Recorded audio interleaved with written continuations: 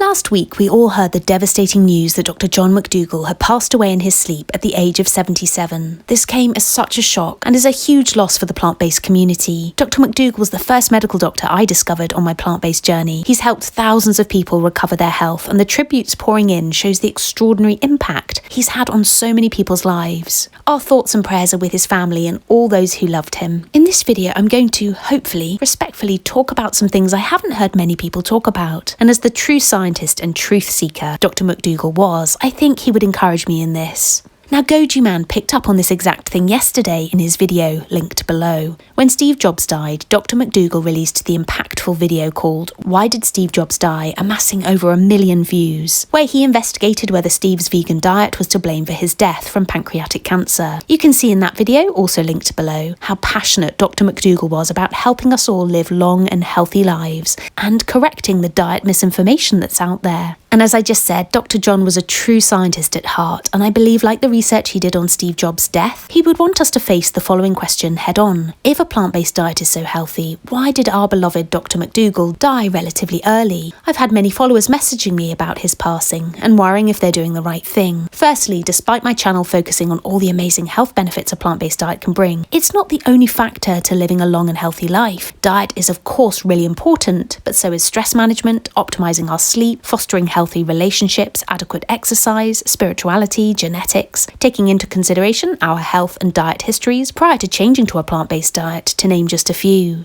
A lot of people have already discussed the fact that Dr. McDougall was a bit of a walking miracle. In 1967, at the age of 18, prior to becoming vegan, he suffered a massive stroke that left him paralysed on the left side of his body, continuing throughout the rest of his life with significant weakness on his left side. Statistics show that those who have suffered a stroke are at a much higher risk of suffering another stroke, and likely life expectancy will be impacted. So to be clear, do I think Dr. McDougall's high-starch vegan diet caused his early passing? No, I don't.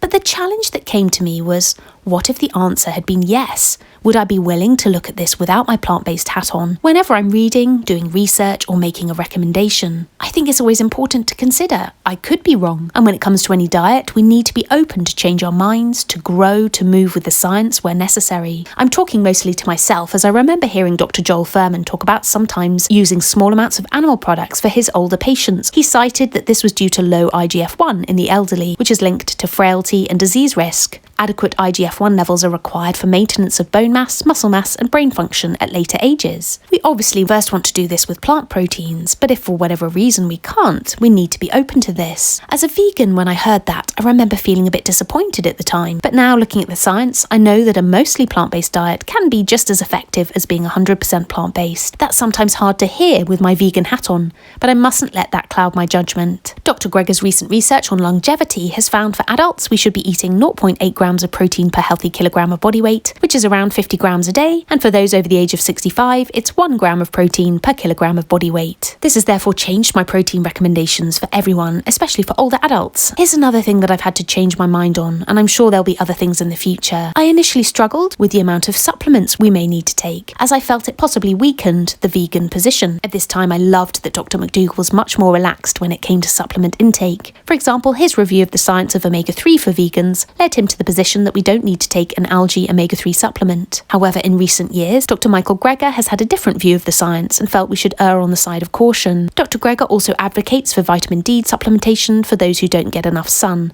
in addition to vitamin B12. This isn't to say that Dr. Greger is right and Dr. McDougall was wrong. I'm just trying to point out that for those of us continuing Dr. John's life's work of educating people on the importance of a plant-based diet, we must hold things lightly, stay curious, be willing to change our minds, even if it goes against our prior beliefs or understanding. Dr. McDougall is a legend and a pioneer. He's one of a handful of doctors who put plant-based diets on the map. The legacy he leaves is huge and we will miss him terribly, but we must now continue on with his mission, with one of my favourite Dr. McDougall quotes. Day by day, you'll be making your best effort at creating better health, and day by day, you'll find yourself looking better, weighing less, and feeling more energy and confidence. It doesn't happen without effort, but that's what makes it great. You earn the right to be healthier, happier, more vital, beautiful, and alive. Enjoy it. You deserve to look and feel great. I remember reaching out to Dr. McDougall via email before I even had a YouTube channel, and he responded so quickly with such kindness and care. Share your thoughts in the comments below. Perhaps your health was transformed through Dr. McDougall, or maybe you met him in person. Pop a comment below, and I'll see you next time.